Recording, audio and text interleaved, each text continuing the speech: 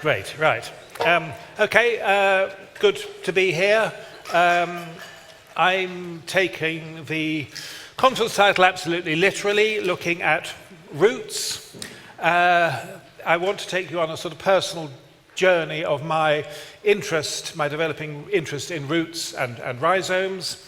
35 minutes is a sort of alarmingly short period of time to try to convey information, to try to convey some of what I found out over the last few years, but I'll do my best.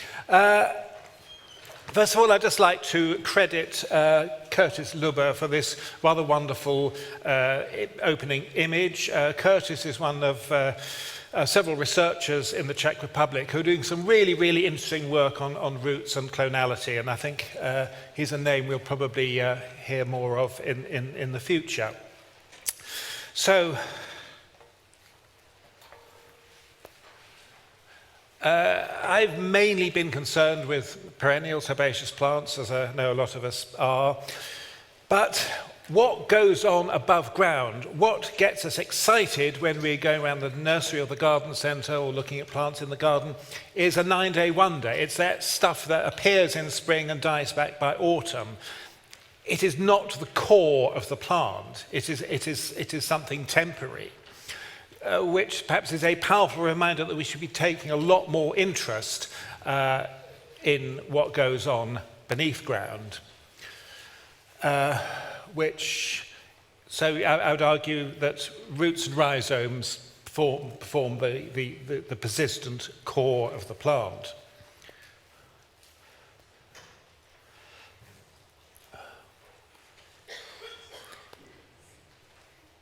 There we are.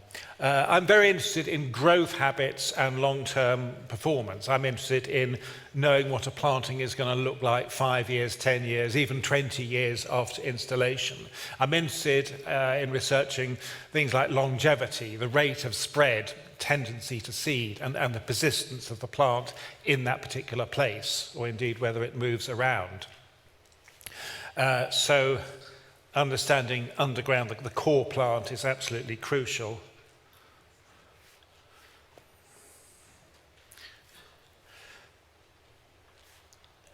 Some years ago, I was following my PhD with Nigel Dunnett at Sheffield University, I was able to do a European Union funded research project, noted European Union funded. Very, very briefly, I came up with a kind of hit list of plants that were people seem to be buying and then finding dying at quite a remarkable rate. So I got very interested in plant longevity. The other end of the spectrum, we had a list of plants that were basically bomb-proof, that people couldn't kill them. And without going into any more detail, this is all about clonality. You are never alone with a clone.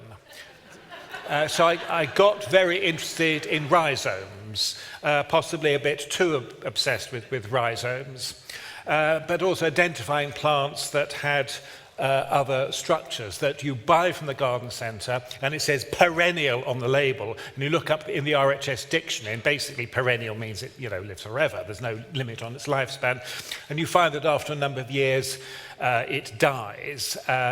And this was happening to quite a few plants. People blame themselves, or they blame the slugs, or whatever. Perhaps they should really be looking at the plant's genetics. I became aware there's a whole load of so-called perennials that are actually genetically programmed to be short-lived. So I became very interested in looking at and disseminating those telltale signs of how to identify a plant that might be short-lived simply from looking at the thing in its 2-litre pot in the garden centre. But of course, then starting to dig plants up. Nautia macedonica, for example, has a tap root. None of those side shoots have any roots that are clearly going to enable them to become separate independent clonal plants. So digging plants, so I had a number of years of digging plants up, digging perennials up. I was gardening in the Welsh borders in Herefordshire at the time on a fairly sticky old red sandstone soil.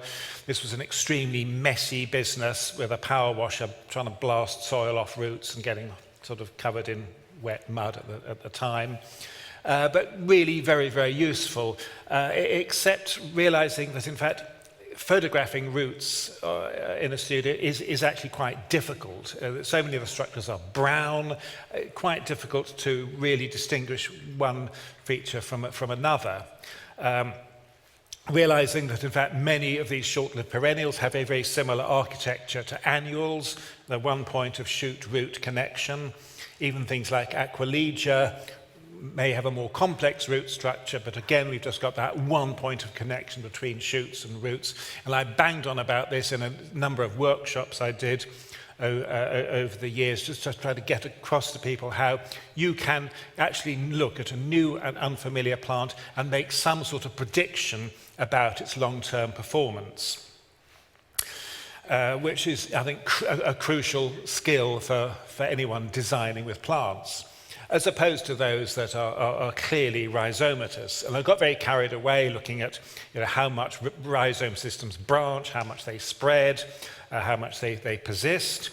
But there was always a certain number of puzzles which I can never quite crack. Something like Euphorbia palustris, which is clearly perennial, seeding around in my garden here, but having this enormous, almost kind of woody root structure. No way was that a rhizome, and I couldn't sort of place that into my system. So a few years ago, I was absolutely delighted to come across the name of Alexander Łukasz and to get hold of his doctoral thesis of 1962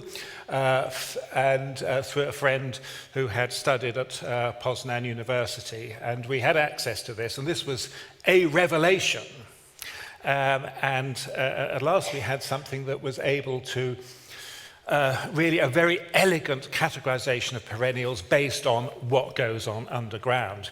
Professor Łukasz, who died 2 years ago, was an enormously prolific researcher and teacher in Poland, a country which has a very strong tradition of teaching scientific horticulture. Great regret of my life that I never met him. Now, I'm going to seriously embarrass a member of the audience now. Thanks very much to Małgosia Kaczynska for getting access to these papers and, of course, for helping in translating. Well, of course, now with DeepL, it's quite amazing how effective you can do translation. So thanks very much to Małgosia. Now, Professor Łukasiewicz's work on perennials was based very much on these fantastic botanical art of root systems. And there is a filing cabinet in the Botanic Gardens in Poznan with hundreds of these. It's a fantastic resource. Unfortunately, we've not yet been able to negotiate rights to them. They were drawn by Fortunata Obropalska, who was Poland's leading surrealist photographer until she discovered that botanical art probably paid better. Her work is really a remarkable resource that very much one day we hope to see published. However, I've been extremely lucky in finding a young woman, the daughter of some friends of ours who run a nursery in Portugal, Una Scherer, who is the most fantastic self-taught botanical artist. You can dig things up from the garden. I now live in Portugal on a wonderfully sandy soil, which is just, you just kind of shake the soil off. And botanical art, of course, gives you far greater precision to illustrating structures than photography ever will. So Una's now an apprentice at Hamburg Botanic Gardens. She's just started. I'm going to give it a little bit of time and then suss things out and then turn up with my spade at the garden gates. So, okay, how did Professor Łukasiewicz categorize perennials in such an elegant and useful way? Well, first of all, he identified rhizophytes, literally root plants. These are the ones that have that one point of connection between the shoots and the roots, and include a lot of annuals and biennials and short-lived perennials. However, in some cases, they can be quite long-lived and begin to produce new structures on the outside of the top of the taproot, and then the middle begins to decay, so that eventually the plant will clone itself, but very slowly. But this is very much a minority of these. Papaver orientale is another example. This plant is 4 years old. It's certainly now producing these side shoots and just beginning to decay in the middle, so that eventually that will split up and we'll have a tight clump of the plant. So these rhizophytes, all their shoots emerge from a very narrow base. And if you shall get down on hands and knees, what I call the all-important rabbit's eye view for understanding plants, you will see that all these shoots emerge from a very, very tight base. And so that is typical of these rhizophytes. So tending to be short-lived, and of course that taproot gives them access to deep reserves of moisture and nutrients. So they're very much plants we tend to find these on more stressed environments. In terms of our use in gardens and landscapes, many of them are temporary, or they may be spontaneous plants within a more perennial landscape. Rhizocaulophytes is a sort of evolutionary next step, whereby shoots on the outside develop their own taproots relatively quickly. So you get a slowly expanding clump. Veronicastrum virginicum, this was one of my more sort of tiresome root washing exercises. It is an example. Interestingly though, this is a massive root system. And again, this was something really interesting once you start digging up perennials, noticing just how small some root systems are and how massive others are. Now, this is a plant that is clearly very good at dominating its environment. And here we are. This is actually in Pete Aldolf's garden, actually. A fairly well-established Veronicastrum, though not actually producing many shoots. You can imagine it's always very, very useful when you're looking at plants as they emerge from the ground in the spring to kind of think through, to try to extrapolate to what is going on underground. And we can imagine that these are all connected by some sort of structure. But what we can't guess at is just how enormous that root system is. And of course, identifying a perennial as having an enormous root system is a powerful indicator that it's going to be a very stable, resilient plant that is very much dominating its local environment. Aruncus dioecious, another example, a rhizophyte, very slowly spreading clump, again with a massive root system. And there is, again, illustrating the way that all the stems, if you extrapolate them down again to a relatively narrow base. My wife, by the way, is average height. That's a big Aruncus. And here, not a terribly good picture, but you can appreciate here the kind of fairy ring effect as the middle of the clump is actually rotting and being replaced by new clones as they move out. Very occasionally, of course, nature always throws out, wobblies, so I've got to go back. Yeah, very occasionally, for example, Amsonia, a Rhizocaulophyte, but occasionally it just throws out this random rhizome. But it doesn't branch. That random rhizome is then the start of a new clump, but a sort of little bit of an anomaly, but obviously quite effective for spreading the plant. So again, access to deep reserves of moisture and nutrient tend to be plants of more stressful in environments, and in terms of their long-term survival, very much dependent on seeding, but more likely to include really good, stable, long-term plants for designed plantings. Then we move on to the caulophytes, and this is where the taproot is dispensed with really quickly and is replaced by the rhizome. Now, the rhizome is this really revolutionary evolutionary next step, because a rhizome, which of course we all know is not a root but a stem, we all know that, don't we? Did anyone here confuse them? No. Common student problem. Okay, so rhizomes are underground stems or just above the ground stems that are really effective at propagating a plant vegetatively, at making clones, at dominating space.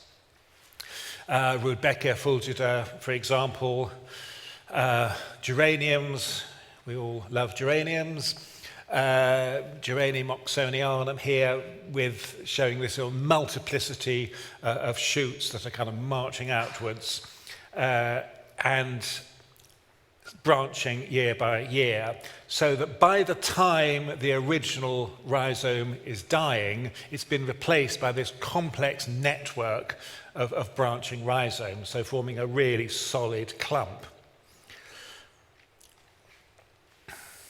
And if we dig up and wash a bit of Geranium endresii, we can observe that this is actually a multi-layered set of rhizomes. And it takes some time to actually tease out one rhizome. This is 3 years worth, starting from that side. No, sorry, that side. And obviously branching out. But the old bit is still alive. So this is the permanent part of the plant. It's not the pretty herbaceous bit we like. This is the permanent plant structure here underground.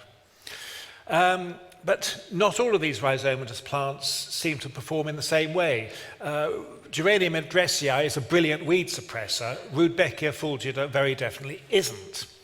Do the same with Rudbeckia fulgida, tease apart some rhizomes, and we can then observe that every stem that has flowered and seeded is dead. In other words, each shoot is actually annual. And this is something that Professor Łukasiewicz very much emphasized, that something may technically be perennial, and it may be a sort of complex mass, but in fact, if its components die after a year, then effectively we are actually looking at a collection of continually replacing annuals. It will be very much weaker as a clump. And so we have something that's not so strong as a clump former. So caulophytes, these are our long-lived clonal perennials. These are plants that have evolved to dominate high-resource environments and to compete and to try to capture and monopolize resources in the face of other species that are trying to do likewise. So very much plants, therefore, of higher fertility and moister environments. Seeding is obviously much less vital for the survival of the plant, and indeed we find that there's far fewer resources going into flower and seed production than with the previous Rhizophytes and Rhizocaulophytes, which of course are and annual, of course, is biologically dependent on producing seed every year for the survival of the species. We're looking here very much at longevity that can go into decades, but with very, very widely varying rates of survival of those independent parts of the structure.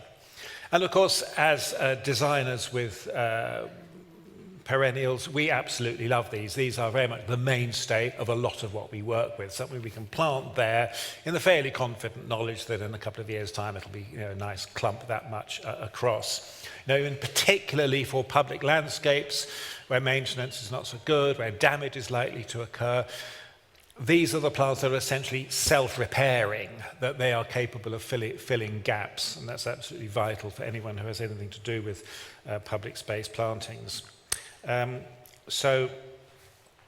However, there's a sort of subcategory of caulophytes which are much slower. These are woodland species, woodland floor species, where pollination and seed production tend to be low, and these again tend to be rhizomatous but working at a much slower pace, and very much about conserving resources in root structure, made the mistake myself, rhizome structures that can be actually quite a few years old and clearly an important nutrient store. So these of course are very, very useful for us for shade planting, particularly ground cover.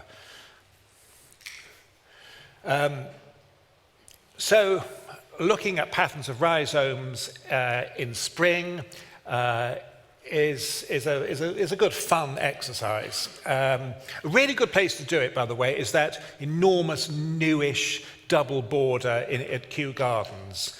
You know, the one that goes from the Palm House up to the cafe place in the Orangery.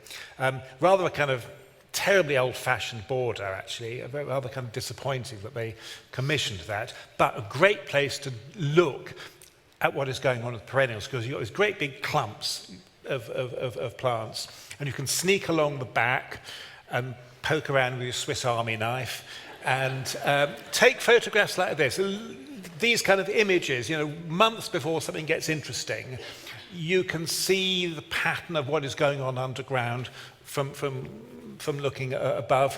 And things like this, which are clearly strongly rhizomatous and actually pretty persistent. They're spreading outwards, but they're actually continuing to dominate the ground into which they've spread. Distinctions within genera, and the euphorbiums, the Joe Pye weeds, the eupatoriums, I've tended to grow myself, tend to be these very, very tight clumps, you know, really wonderful tall Joe Pye weeds. There are some, however, which have a completely different pattern of spread, as we can see here. And we have a very clear idea of what might be happening underground there. What was particularly useful is identifying those plants that build up those long-term multi-layered rhizomes, like the Geranium mendresii. Now, these are things that are really good dominators of space. If weed suppression and reducing management is important for your design brief, things like Eurobia divaricata that have this kind of a really tough mat of rhizomes are hugely useful. Eurobia divaricata in seed. Then there are those that are clearly rhizomatous, but tend to operate very much within one layer. And we tend to think of these as clump formers. In actual fact, what a lot of them do will break up. And then perhaps we should think of them more as gap fillers. That if we are working with ecological and naturalistic planting, we're looking at much tighter combinations of plants than has traditionally been used in horticulture. And plants under competition behave in different ways. And having species like this that are spreading outwards but are capable of splitting up and moving around more stable clumps can be very useful. And also identifying those where each individual shoot is very short-lived, and where you've got clumps that can shatter. And very often, of course, with monadas, we're fairly familiar with them dying out in patches, essentially because they have these fairly short-lived shoots. And we can relate what goes on underground to longevity. Getting away from these three simple words of annuals, biennials, and perennials, and trying to finesse longevity on a gradient, we can make relationships between lifespan and the underground structure. And of course, the most long-lived clonal species are all rhizomatous caulophytes. And putting together combinations of plants that combine these different strategies. So obviously relying on those that perhaps that have very stable structures, very tight clumps of rhizomes or Rhizocaulophytes, Salvia nemorosa here in this planting in Hermannshof in Germany. We also got at the background yellow Achillea filipendulina, a much more strongly rhizomatous species. But filling in gaps, we got some Rhizophytes, these Salvia trichostanica verbascums, short-lived species that are seeding around to fill in gaps. So having a better understanding of these underground structures, I think, will help us to predict making more plant combinations more effective. And a little bit of discussion of this of the temporal element. Herbaceous growth, we see it every year, it dies back every year. Underground, we've got immature growth that hasn't flowered yet, reproductive growth that's flowering or seeding, but then we've also got very often these structures that live for several years that we simply don't see from above ground, which link the plant and are crucially nutrient reserves and integrate the shoots of the different parts of the plant, and crucially are a reserve for continual growth, and eventually they do die back. But having these reserves is clearly very important to the plant.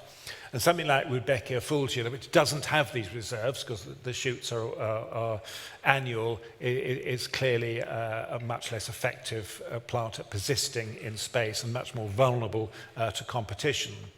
Some of the woodland species have very, very long-lived stable underground structures, sometimes up to 20 years old, which clearly gives the plant very good resilience and good reserves to call on in more stressful shaded environments. It's just very helpful, I think, to sort of think about the lifespan of these plant stages in terms of identifying the plants with the real persistence that we want to be using.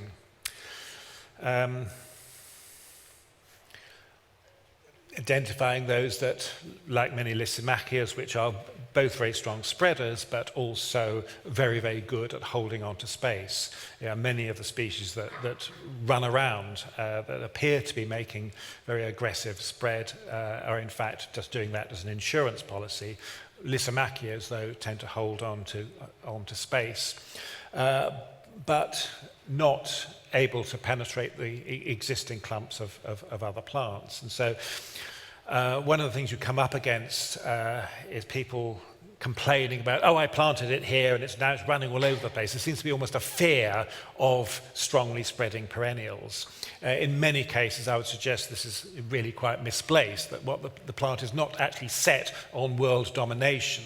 It is more interested in an insurance policy that will put its new shoots in possibly favourable locations.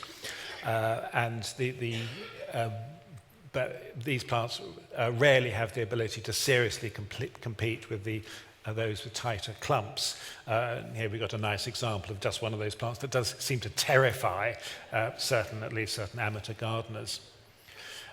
In nature, of course, far more competitive environment, and you get a much more widely distributed set of shoots emerging where there's possibilities for growth. And a relatively small number of perennials that are able to produce adventitious shoots from roots. Japanese anemones, for example, you dig them up and next year you've got all these little plants coming up because what you've effectively done in trying to dig it up is taken a load of root cuttings. In some situations that can be very, very useful. In other situations it can be a right pain. But documenting plants to do that was important. In public space, self-preparing plants, extremely useful. Okay, I'm just going to end up running through a 7-year trial I did. I mentioned this when I last lived in England. I was in Herefordshire and I created a series of plots really to look at what I thought was going to be looking at really competitive plants, what is going to eliminate what. What I found, in fact, was much more coexistence than I expected. Clearly, it's a competitive environment, and yes, we did lose species. But what was very interesting was seeing how the different modes of growth, all dependent, of course, on what goes on underground, were able to coexist. These photographs are taken in March to give you some idea of the effectiveness or otherwise of ground cover. So very dense planting. I think things went in originally at 11 plants per square metre. This was certainly the part of the garden that had the least maintenance, the least need for weed control, for instance. So trying to get this really thick vegetation canopy as soon as possible, and then seeing what happened over time. I mean, here, for example, we've got Solidago rugosa, which forms a very slowly expanding, very solid clump, surrounded by Alchemilla and Geranium phaeum, which are far more likely to have rhizomatous structures that break up and fill in gaps. And so, right at the very end, before we moved, anyone who came to stay with us got, well, at least anyone with any horticultural botanical knowledge, got volunteered into doing some mapping of each plot. And so I was able to produce a whole series of grids like this, showing how things had changed over those 7 years. Very interesting exercise. The dark green, by the way, is Phlomis russelliana, which we think of as this kind of onwardly marching ground cover. Put it in a situation of high competition, however, and those rhizomes will break up and it will instead become a gap filler. Geranium phaeum, dark blue, similar performance. Solidago rugosa, yellow, staying much more as a slowly expanding clump.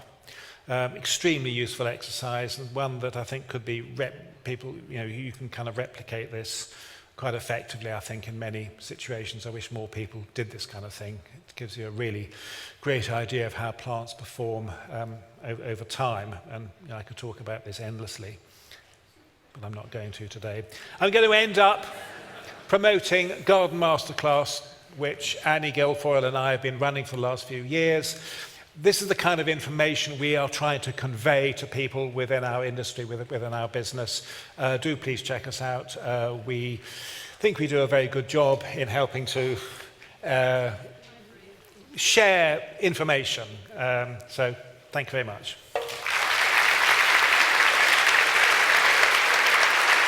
Thank you. You can keep it on because you're coming. You keep it on. You're coming back.